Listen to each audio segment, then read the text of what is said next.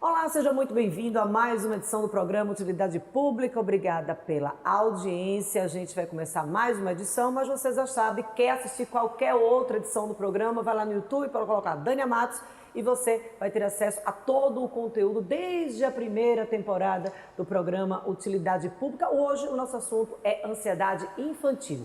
Esse é o assunto do programa Utilidade Pública de hoje. A gente convidou a psicóloga Isabela Pena para estar falando um pouquinho sobre esse assunto com a gente, porque além do consultório, a Isabela também tem um berçário no nosso ninho, ou seja, vive isso todos os dias.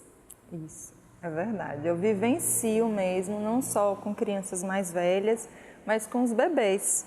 E a gente observa mesmo, né, que alguns bebês, desde muito novinhos, já apresentam traços de ansiedade, né, que são através de choros mais frequentes do que outros bebês.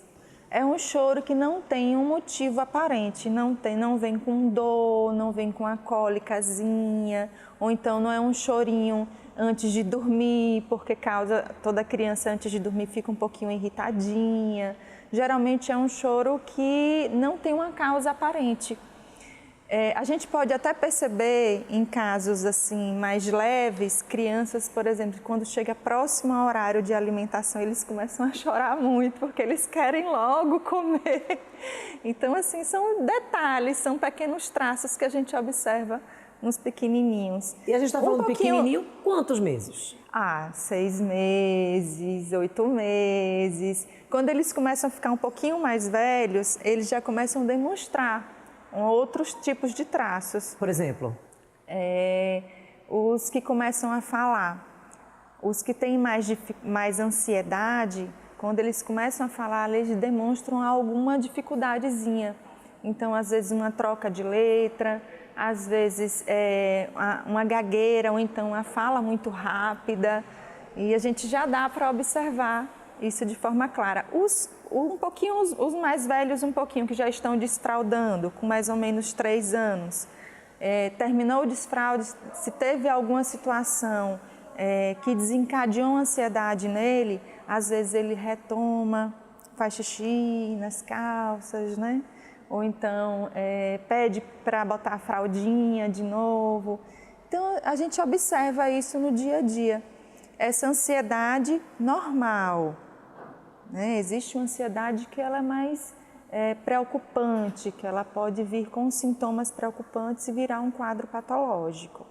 Como é que os pais, e aí eu estou perguntando se é possível, porque a gente sabe que um bebezinho, uma criança, 1 ano, 2 anos de idade, muitas vezes os pais eles não têm, é difícil às vezes os pais perceberem, até porque o período fora de casa é mais longo, o período em casa é mais curto, a gente não está criticando, claro, a gente está falando isso porque, de fato, é a realidade de todo mundo, trabalha 2 expedientes, então às vezes deixa na casa da avó, deixa na casa da tia, deixa com alguém.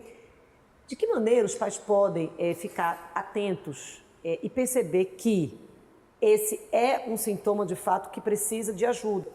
É o nível de intensidade, de tempo. Por exemplo, a ansiedade é uma emoção normal, que todo indivíduo tem.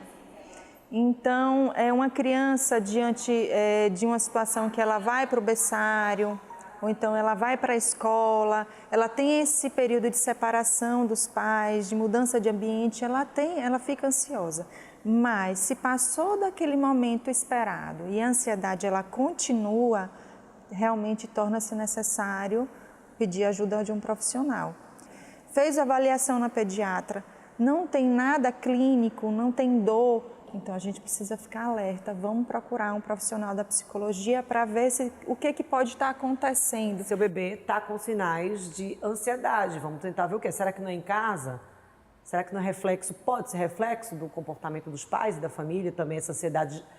Um bebê tão pequenininho? Sim, pode. Existem os traços genéticos, certo? Que uma pessoa ela já pode nascer com essa predisposição a desenvolver ansiedade. E existe também os fatores ambientais. Por exemplo, um pai ansioso, uma mãe ansiosa, um ambiente muito agitado, né? Por exemplo, até no berçário, no nosso ninho, a gente tem uma rede de profissionais. Mas os pais, né? Como é que eles podem captar? Os pais, principalmente os pais que já são ansiosos por natureza, talvez para eles aquilo ali seja algo natural, algo normal. Por isso a importância de qualquer sinal de sintoma, de comportamento inadequado do bebê, procurar logo um profissional.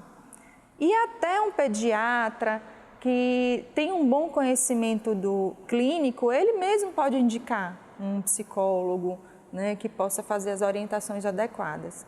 Claro que a gente sabe que pais ansiosos, né, precisam de muito mais orientações. A gente vai ter que trabalhar não só a criança, mas também fazer muitas orientações aos pais. Como os pais recebem essa notícia? A gente vai trazer essa informação daqui a pouco, depois do intervalo.